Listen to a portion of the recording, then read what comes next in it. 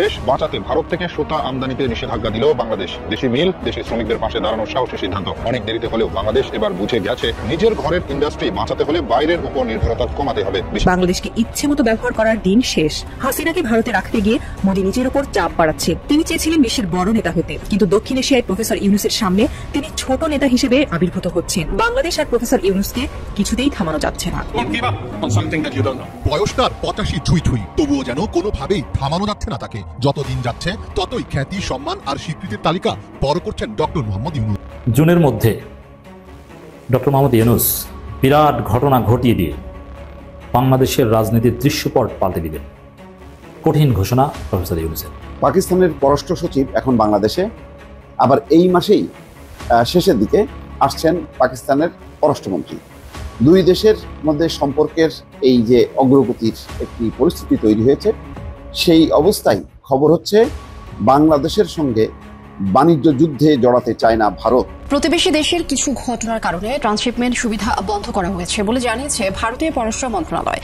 Seven sisters নিয়ে ভয়ঙ্কর দুশ্চিন্তায় পড়ে গেছে ভারতের বিজেপি সরকার। আসসালামু আলাইকুম দর্শক, নতুন একটা নিউজে আপনাকে স্বাগতম। প্রিয় দর্শক, ডক্টর ইউনূসের নতুন অ্যাকশনে দিশেহারা ভারত। সীমান্তে একের পর এক ভারতীয় ট্রাক আটকে দিচ্ছে বাংলাদেশ। বাংলাদেশের সাথে পাঙ্গা নিয়ে মহাবিপদে নরেন্দ্র মোদী। অবশেষে ক্ষমা চাইতে বাধ্য হচ্ছে ভারত। এদিকে জুনের মধ্যে বিরাট ঘটনা ঘটিয়ে দিয়ে রাজনীতির দৃশ্যপট পাল্টে দিবে সরকার। ডক্টর ইউনূসের বিরাট ঘোষণা।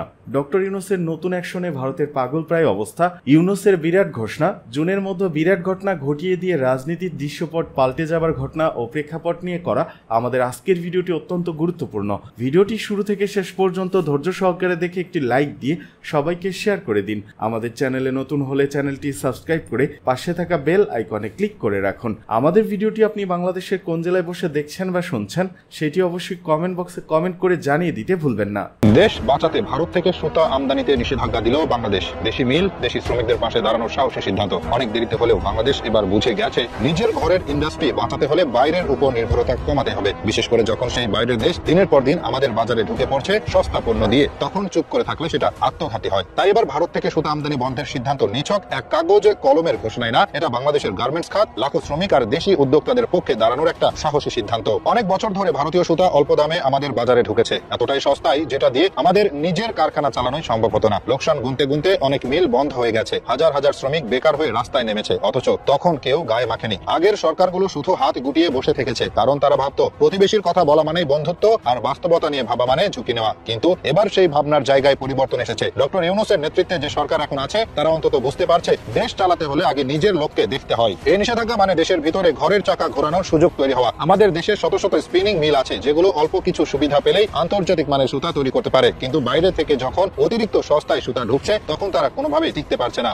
ভারত ঠিক এই কাজটাই করছিল, নিজেদের উৎপাদন চাকা সচল রাখতে আমাদের বাজারে পণ্য ঢুকিয়ে দিয়ে নিজেরা লাভ করছিল আর আমরা ঠকছিলাম। এটা এক পেশে খেলা ছিল যা আর চলতে দেওয়া যায় না। তবে এই সিদ্ধান্তে শুধু বাংলাদেশ লাভবান হচ্ছে না, ভারতও একটা গুরুত্বপূর্ণ বার্তা পাচ্ছে। তারা এতদিন ধরে ভেবেছে বাংলাদেশ সবসময় তাদের সস্তা বাজার হয়ে থাকবে, এখন তারা বুঝবে বাংলাদেশ আর সেই আগের বাংলাদেশ নেই। এবার দরকার হলে নিজেদের রাস্তায় হাঁটবে আর নিজেদের স্বার্থে সিদ্ধান্ত নিতে পিছপা হবে না। এই সিদ্ধান্তের প্রভাব এখনই দেখা যাচ্ছে। দেশের অনেক সুতা উৎপাদক প্রতিষ্ঠান ইতিমধ্যে উৎপাদন বাড়াতে মাঠে নেমে পড়েছে, নতুন করে শ্রমিক নিয়োগ হচ্ছে, পুরনো মিলগুলো চালু করার চিন্তা শুরু হয়েছে। দেশের ভিতরের একটা কর্মসংস্থানের পরিবেশ তৈরি হচ্ছে, এটাই তো দরকার ছিল। বিশ্বের যে কোনো উন্নত দেশে এই পথেই হেঁটেছে। চীন, তুরস্ক, ইরান সবাই একসময় বাইরের পণ্য ঠেকিয়ে নিজের শিল্পকে আগলে রেখেছে। এমনকি আমেরিকা পর্যন্ত স্টিল, কৃষিপণ্য কিংবা টেক্সটাইল নিয়ে রাজস্ব সীমারেখা ঠিক করেছে। বাংলাদেশ যদি আজ এই সিদ্ধান্ত নেয় সেটা মোটেও অস্বাভাবিক কিছু না, বরং অনেক দেরিতে হলেও ঠিক জায়গায় এসে দাঁড়িয়েছে। এখন প্রশ্ন উঠতে পারে, সুতা আমদানি বন্ধ করে বাংলাদেশ কতটা লাভবান হবে? খুব সোজা ভাষায় বললে শতভাগ লাভে থাকবে বাংলাদেশ। কারণ এতদিন যে বিপুল পরিমাণ টাকায় ভারতীয় সুতা কিনে আনছিলাম সেই টাকা সরাসরি চলে যেত ভারতীয় মিল মালিকদের পকেটে। এখন সেই টাকায় থেকে যাবে বাংলাদেশে, থাকবে দেশের শিল্পপতির কাছে, থাকবে শ্রমিকের ঘামে, থাকবে কারখানার মেশিন ঘোরানোর পেছনে। এই অর্থ আবার ব্যবহার হবে নতুন মেশিন কিনতে, নতুন কারখানা বসাতে আর নতুন হাজার হাজার মানুষের কর্মসংস্থান তৈরি করতে। এখানেই তো আসল জিনিস, রেমিটেন্স আর গার্মেন্টস মিলে বাংলাদেশের অর্থনীতির চালিকা শক্তি। এই খাতে যদি আমরা নিজের পায়ে দাঁড়াতে না পারি তাহলে আমাদের অন্য কোথাও দাঁড়ানোর সুযোগই থাকবে না, আর ভারত তো সেটা ভালো করে জানে। তাই তো সুতা, তুলা আর কাপড় সব খাতে তারা বাংলাদেশে সস্তায় পণ্য ঢুকিয়ে আমাদের শিল্পকে দমিয়ে রেখেছিল। অনেকটা এমন ভাবে জানো তোমরা শুধু দর্জি হয়ে থাকো, কাপড় আমরা দেব, লাভও আমরাই নেব, এই মনোভাব আর চলবে না। সবার মনে রাখা দরকার, বাংলাদেশ কোনো সহানুভূতির বাজার নয়। এই দেশে নিজের মাথা খাটিয়ে, নিজের শ্রমিক দিয়ে, নিজের প্রযুক্তি আর পরিশ্রমে শিল্প দাঁড়ায়। ভারত এই সত্যটা সহ্য করতে পারে না বলেই বারবার নিজেদের পণ্য ঢুকিয়ে আমাদের পণ্য রপ্তানিতে বাধা দিয়ে, এমনকি মশলা, পেঁয়াজ বা ভিসার শর্ত দিয়েও আমাদের কোণঠাসা করতে চেয়েছে।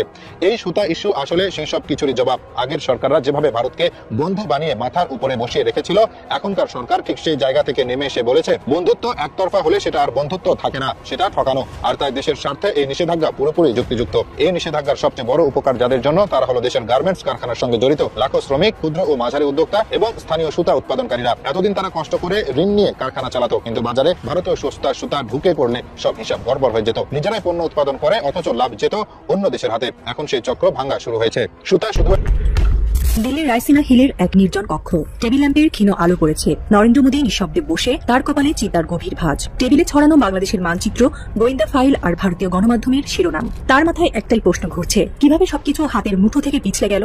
একসময় বাংলাদেশ ছিল তার নিয়ন্ত্রণে, শেখ হাসিনা ছিলেন তার প্রিয় বন্ধু, কিন্তু সব বদলে দিয়েছেন এক গ্রামীণ চেকের ফতুয়া পড়া নোবেলজয়ী অর্থনীতিবিদ ডক্টর মোহাম্মদ ইউনূস। যাকে ভিলেন বানানোর চেষ্টা করেছিলেন মোদী, সেই এখন বাংলাদেশের ত্রাণকর্তা।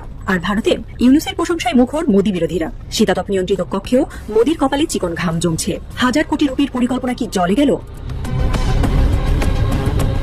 ইউনূসের উত্থান ভারতের মোদী বিরোধীদের মনে নতুন আশা জাগিয়েছে। এখন মাঝে মাঝে ভারতীয় গণমাধ্যমে ইউনূসের প্রশংসার বন্যা বইছে, আর এর পেছনে রয়েছেন মোদীর বিরোধীরা।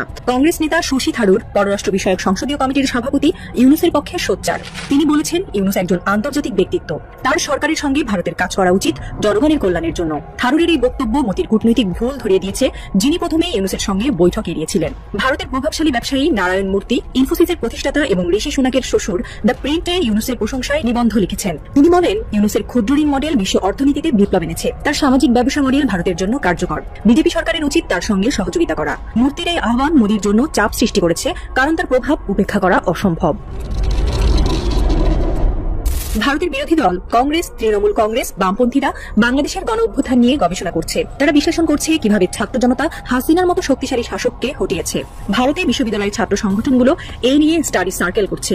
ইউনূসের নেতৃত্ব তাদের জন্য অনুপ্রেরণা। তারা ইউনূসের সঙ্গে কাজ করে মোদীর একছত্র রাজনীতির বিরুদ্ধে নতুন শক্তি সঞ্চয় করতে চায়। পাকিস্তানের পররাষ্ট্র সচিব এখন বাংলাদেশে, আবার এই মাসেই শেষের দিকে আসছেন পাকিস্তানের পররাষ্ট্রমন্ত্রী। দুই দেশের মধ্যে সম্পর্কের এই যে অগ্রগতির একটি পরিস্থিতি তৈরি হয়েছে, সেই অবস্থায় খবর হচ্ছে বাংলাদেশের সঙ্গে বাণিজ্য যুদ্ধে জড়াতে চায় না ভারত। খুব সতর্কতার সাথে ভারত এগুচ্ছে, অর্থাৎ বাংলাদেশ কিছু পদক্ষেপ নিয়েছে। তারা ট্রান্সশিপমেন্ট বন্ধ করেছে। বাংলাদেশ ভারত থেকে বেশ কিছু পণ্য বাংলাদেশের প্রবেশের ব্যাপারে বাংলাদেশ নিষেধাজ্ঞা দিয়েছে। তার মানে ভারত নিষেধাজ্ঞা দিল, ট্রান্সশিপমেন্ট বন্ধ করলো, আর বাংলাদেশ পণ্য আমদানিতে নিষেধাজ্ঞা দিল। এই অবস্থার মধ্যে এটা নয়াদিল্লি একটা বার্তা দেখছে। কি বার্তা দেখছে? তারা মনে করছে সম্প্রতি পাকিস্তান এবং বাংলাদেশের মধ্যে একটা বাণিজ্য যে যোগাযোগ বা সম্পর্ক বাড়বে, আমদানি রপ্তানি বাড়বে। ইতিমধ্যে জানেন যে করাচি বন্দর থেকে সরাসরি জাহাজ চলে আসছে চট্টগ্রাম বন্দরে। তো পাকিস্তান এবং বাংলাদেশের মধ্যে দূরত্ব যাই হোক না কেন, এই যে দ্রুত বেগে যদি জাহাজ চলাচল শুরু করে আমদানি রপ্তানি বাণিজ্য, তাহলে কিন্তু বেকায়দায় পড়বে। অর্থাৎ এই বাণিজ্য সম্পর্ক ঘনিষ্ঠ হওয়ার মধ্য দিয়ে পাকিস্তান যে বাংলাদেশে ইন করবে, এইটা একটা সতর্ক বার্তা হিসেবে দেখছে ভারত।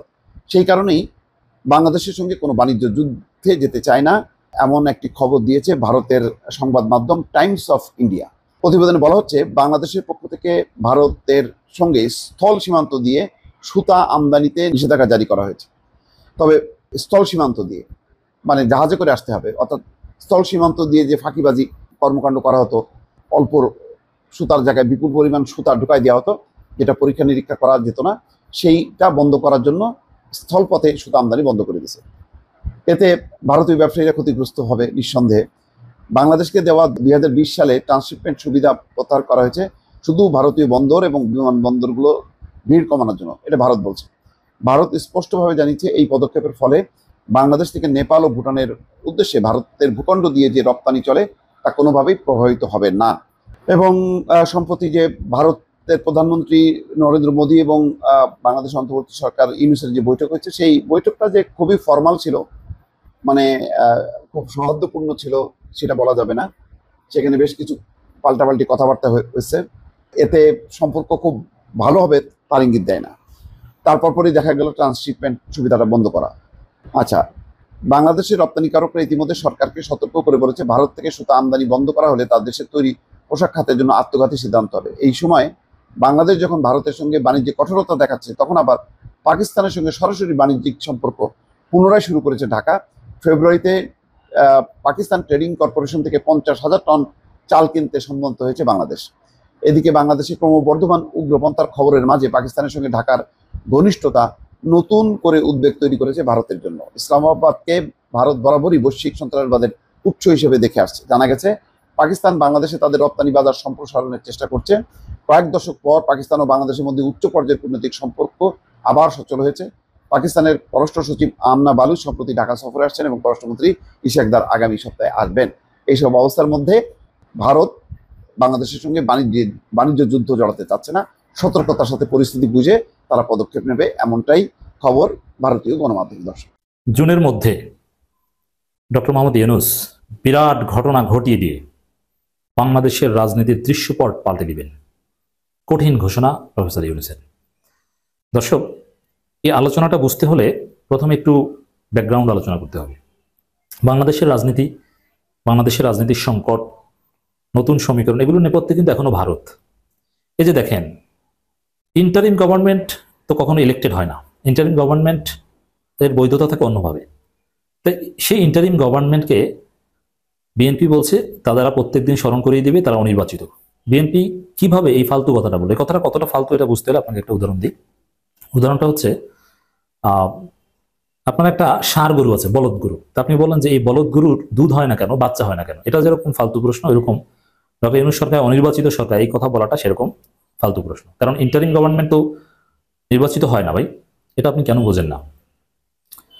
কিন্তু ভারত বা ভারতীয় মিডিয়া ডক্টর ইউনূস সরকারকে আনইলেক্টেড গভর্নমেন্ট বলে শুরু থেকে প্রচারণা চালাচ্ছে।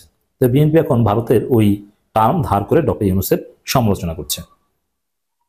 এমনকি যে দ্রুত নির্বাচন, সংস্কারের বৈধতা নেই, লেজিটিমেসি নেই ডক্টর ইউনূসের, দ্রুত নির্বাচন দিতে হবে, নির্বাচিত সরকারি সব, নির্বাচনী সব, এগুলো কিন্তু সব ভারতের ন্যারেটিভ, আওয়ামী লীগকে ফিরিয়ে আনার ভারতের এজেন্ডা বাস্তবায়নের একটা কৌশল। এর মানে বাংলাদেশে রোজার আগে নির্বাচন বলেন আর ডিসেম্বরে নির্বাচন বলেন আর ডক্টর ইউনূসের বিরুদ্ধে বলেন, এগুলো সবকিছুর নেপথ্যে ভারত। বরং ভারত ট্রাম্প প্রশাসনের একটা অংশ অলরেডি ম্যানেজ করার চেষ্টা করছে। এই জায়গাটায় ভারতের অবস্থান খুব ইম্পর্টেন্ট। বাংলাদেশের রাজনীতির গতি প্রকৃতিতে এখনো ভারতের প্রভাব অপরিসীম। যেমন বিএনপি ভারতের কথায় চলে, এমনকি জামাতও সেই সুরে সুর ধরে। তো দর্শক, এখন আপনাকে বুঝতে হবে ভারতকে কিভাবে দুর্বল করা যায়। এটাও একটু ব্যাকগ্রাউন্ড থেকে আসি। এই যে মোদি ইউনূস বৈঠক হয়েছে ব্যাংককে, এই বৈঠক মোদি কেন করেছেন? নানান কারণ আছে। তার একটা কারণ হচ্ছে মোদির সামনে বিপদ। যেমন দুইটা কেসে মোদি ইন্টারন্যাশনালি ফেসে যেতে পারেন। একটা হচ্ছে বাংলাদেশের যে বিডিআর হত্যাকাণ্ড বা সেনা বিদ্রোহ, সেনা হত্যাকাণ্ড, পিলখানা ট্র্যাজেডি, তখন তার মোদি ছিলেন না, কিন্তু ভারত রাষ্ট্রীয়ভাবে যে সেই পিলখানা ট্র্যাজেডিতে জড়িত ছিল, দেশপ্রেমিক সেনাবাহিনীকে যে ভারত হত্যা করেছে, এটা বাংলাদেশের জনগণ বুঝে জানে, যার ফলে সেই ট্র্যাজেডির রহস্য উদ্ঘাটন আজও হয়নি। এখন এটা হতে পারে, হওয়ার সম্ভাবনা তৈরি হয়েছে। তো দেখেন, পিলখানা ট্র্যাজেডিতে যে ভারতের সম্পৃক্ততা, এটা যদি সামনে আসে তাহলে ভারত রাষ্ট্রীয়ভাবে ধরা খাবে, ইন্টারন্যাশনাল কঠিন চাপে পড়বে যে তোমরা আরেকটা দেশের সেনাবাহিনীকে এইভাবে হত্যা করে এসেছো, দেশপ্রেমিক সেনাবাহিনী এত খারাপ, কঠিন পরিস্থিতিতে পড়বে। এবং বিএনপি নেতা সালাউদ্দিন আহমেদকে যে গুম করা, সেই গুম এবং হাসিনা করেছে, এবং এটা মোদি জানতেন। আন্তরাষ্ট্রীয় গুম, এটা এর কনসার্ন ছাড়া হতেই পারে না। আর এর চিফ হচ্ছে নরেন্দ্র মোদী। এই জায়গা থেকে এই দুইটা কেসে, এই আন্তরাষ্ট্রীয় গুম, সালাউদ্দিন গুম কেস এবং পিলখানা ট্র্যাজেডি কেস, এই দুইটা কেসে মোদির নাম বা ভারতের নাম আনুষ্ঠানিকভাবে, রাষ্ট্রীয়ভাবে ভারতের সম্পৃক্ততা আসতে পারে, যেটা ভারতকে ইন্টারন্যাশনালি চরম বেকায়দায় ফেলবে। এই উপলব্ধি থেকে ডক্টর ইউনূসের সাথে একটা ডিল করতে বা ডিল করার রাস্তা তৈরি করতে ব্যাংককে অনিচ্ছা সত্ত্বেও মোদি বৈঠক করেছেন ডক্টর ইউনূসের সাথে। কিন্তু সেই বৈঠকে যে অনেক কিছু হয়ে গিয়েছে সেটা না। এখন হতে পারে সামনে সেই বৈঠকের ফলাফল সামনে দেখতে পান। কি ফলাফল? মোদিকে যদি আরো চাপ দেওয়া হয় যে এই সালাউদ্দিন গুম কেসে এবং পিলখানা ট্র্যাজেডি কেসে কিন্তু তোমরা ফাঁসতে যাচ্ছ, অতএব কি করবা? হাসিনাকে ফেরত দিবা, বাংলাদেশের রাজনীতি নিয়ে ফাজলামি বন্ধ করবা, না ধরিয়ে দেবো, কোনটা? এভাবে ডক্টর ইউনূস ডিল করতে পারবেন। সেই ঘটনাই ঘটতে যাচ্ছে। ডক্টর ইউনূস মূলত সেই দিকে ইঙ্গিত দিচ্ছেন। প্রধান উপদেষ্টার প্রেস রিলিজ, জুনের মধ্যে তদন্ত প্রতিবেদন চূড়ান্তের প্রত্যাশা, বিডিআর হত্যাকাণ্ডের রহস্য উদ্ঘাটন করতেই হবে জানালেন প্রধান উপদেষ্টা। তো এই যে ঘোষণা প্রধান উপদেষ্টার যে বিডিআর হত্যাকাণ্ডের রহস্য উদ্ঘাটন করতেই হবে, জুনের মধ্যেই প্রতিবেদন আসবে, এর মানে সেই প্রতিবেদনে আপনি নিশ্চিত থাকেন ভারতের সম্পৃক্ততা আসবে। আর ভারতের সম্পৃক্ততা আসলে তখন ভারত ইন্টারন্যাশনাল চরম বেকায়দা করবে। অতএব জুনের আগেই ভারত নড়ে চড়ে বসবে, ডক্টর ইউনূসের হাতে পায়ে ধরবে যে স্যার আমাদেরকে একটু দায় মুক্তি দিন, তার বিনিময়ে আপনার কি চান। এবং তার বিনিময়ে ডক্টর ইউনূস চাইতে পারে যে বাংলাদেশের সাথে ফাজলামি বন্ধ করো, তার বিনিময়ে ডক্টর ইউনূস চাইতে পারে যে হাসিনাকে ফেরত দাও, হাসিনাকে ফেরত না দিলেও আওয়ামী লীগের কিছু লোকজনকে ফেরত দাও। আওয়ামী লীগের সবাইকে ফেরত দেওয়ার দরকার নেই। সাপোজ 1 লক্ষ লোক আওয়ামী লীগ ভারতে আছে, তার মধ্যে যদি 4 জন আওয়ামী লীগকেও ভারত হস্তান্তর করে ডক্টর ইউনূস সরকারের কাছে, তাতেই আওয়ামী লীগের কিয়ামত হয়ে যাবে। ইলেকশন যত দেরি হবে বিএনপির জনপ্রিয়তা তত কমবে, জানালেন সরোয়ার তুষার। জাতীয় নাগরিক পার্টির যুগ্ম আহ্বায়ক সরোয়ার তুষার বলেছেন, বিএনপির একটা সংখ্যা হচ্ছে যত ইলেকশন দেরি হবে বিএনপির মাঠ পর্যায়ে জনপ্রিয়তা তত কমবে। সম্প্রতি একটি বেসরকারি টেলিভিশন চ্যানেলের আলোচনায় তিনি এ মন্তব্য করেন। সরোয়ার তুষার বলেন, তার কারণ হচ্ছে বিএনপির স্থানীয় পর্যায়ের নেতারা, যদিও কেন্দ্র থেকে একটি আন্তরিকতা দেখা যায়, ভারপ্রাপ্ত চেয়ারম্যান সহ কেন্দ্র একটি আন্তরিক ভূমিকাও রাখছে, তবুও সারা দেশে যেভাবে বিচ্ছিন্ন ঘটনাগুলো ঘটছে তাতে একটা উদ্বেগ আছে। এসব ঘটনা এত নিরবিচ্ছিন্নভাবে ঘটছে যে বাস্তবতা হচ্ছে এগুলো মহামারী আকারে রূপ নিয়েছে। তিনি বলেন, ফলে বিএনপির দিক থেকে একটা উদ্বেগ আছে যে ইলেকশন দেরিতে হলে তাদের জনপ্রিয়তা হ্রাস পেতে থাকবে, কারণ in the mean time Jamaat Islami কাজ করছে, এনসিপি নতুন দল হিসেবে এন্ট্রি নিয়েছে, গণ অধিকার পরিষদও সক্রিয়, ফলে এবারের ইলেকশন গিভেন না। তারেক রহমান 2 থেকে 3 মাস আগেই বলেছিলেন এবার অনেক সুইং ভোট, অনেক হিসাব থাকবে, সেসব হিসাব থেকে বিএনপির এই উদ্বেগ। সরকারের বক্তব্য প্রসঙ্গে সরোয়ার তুষার বলেন, দেখুন সরকার কিন্তু এটা বলেনি যে ডিসেম্বরে ইলেকশন হবে না, তারা বলছে ডিসেম্বর থেকে জুনের মধ্যে যে কোনো সময় হবে, ডিসেম্বরে তো পরে এর মধ্যে। আমাদের দিক থেকে বক্তব্য হচ্ছে ডিসেম্বরে ইলেকশন করুক, we don't have any problem, তবে আমরা যে কথাগুলো বলছি অ্যাসুরেন্স চাইছি, কারণ এবারের ইলেকশনের এজেন্ডা হচ্ছে সংস্কারের ভিত্তিতে নির্বাচন হবে, কিন্তু এই নির্বাচনটা করে ফেলাটাই এক ধরনের সংস্কার।